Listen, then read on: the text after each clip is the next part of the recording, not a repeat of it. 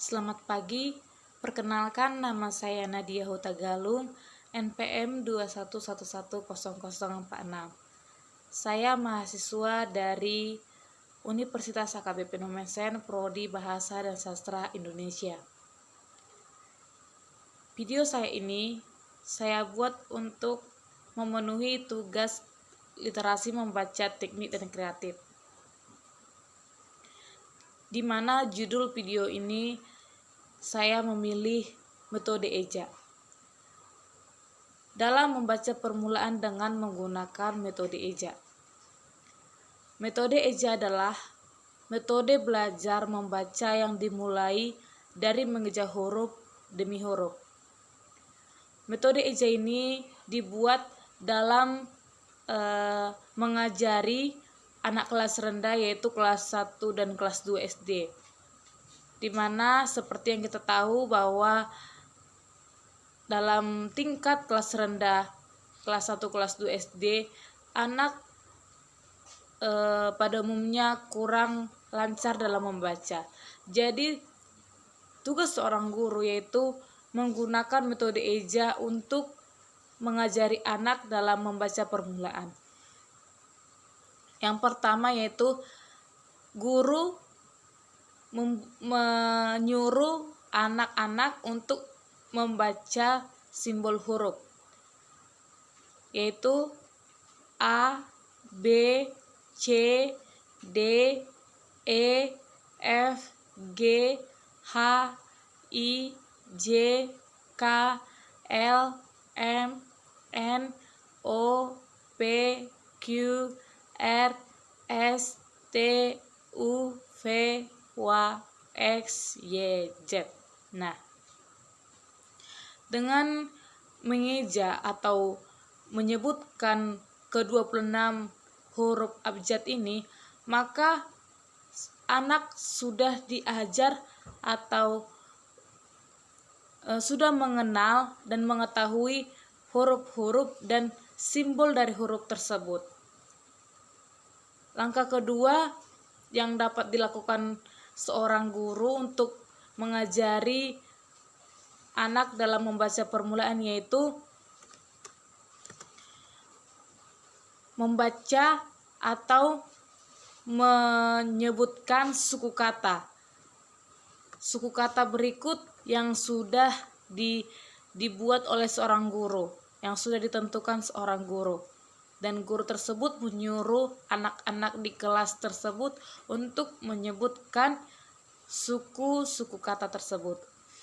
Contohnya A, ayam, B, baju, C, cincin, D, dasi, E, ember, F, foto, G, gula, H, handuk, I, ikan, J, jeruk, K, kelapa, L, lampu, M, meja, N, nasi, O, obat, P, pensil, Q, kuran, R, rumah, S, sapu, P,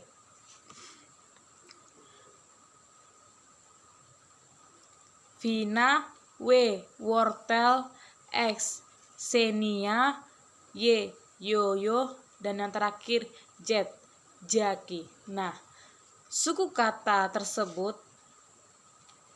dapat kita sebutkan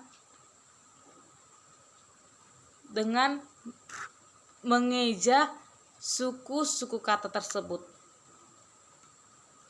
Selanjutnya yaitu membaca kata dari gambar yang sudah dibuat oleh seorang guru. Contohnya yaitu tidur. Dapat kita lihat bahwa terdapat gambar yang menunjukkan anak sedang tidur. Selanjutnya belajar. Nah, gambar tersebut menunjukkan seorang anak yang sedang belajar. Ketiga, memancing. selanjutnya makan, dan yang terakhir mandi. Nah, dengan kelima kata tersebut yaitu menjadi langkah ketiga untuk mengajari anak dalam membaca permulaan dengan metode EJA. Yang kemudian yaitu langkah terakhir, anak disuruh untuk membaca kalimat, di mana kalimat tersebut terdapat gambar yang membuat anak tersebut tertarik untuk membacanya. Contohnya yaitu ibu membeli sayur. Yang kedua, petani menanam padi. Yang ketiga, Rini menyiram bunga. Yang keempat, Rani sedang belajar. Yang kelima, Susi sedang sakit gigi. Nah, kelima kalimat tersebut yang sudah terdapat gambarnya, maka bagi anak tingkat kelas rendah, kelas 1, kelas 2, mereka akan tertarik dalam membaca kalimat-kalimat tersebut karena terdapat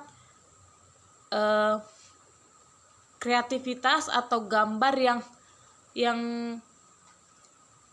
membuat semangat atau mengajari anak tersebut untuk lebih memahami apa maksud dari gambar tersebut. Nah, jadi menurut saya seorang guru wajib menggunakan metode EJA ini untuk mengajari anak kelas rendah, kelas 1, kelas 2 SD dalam membaca permulaan.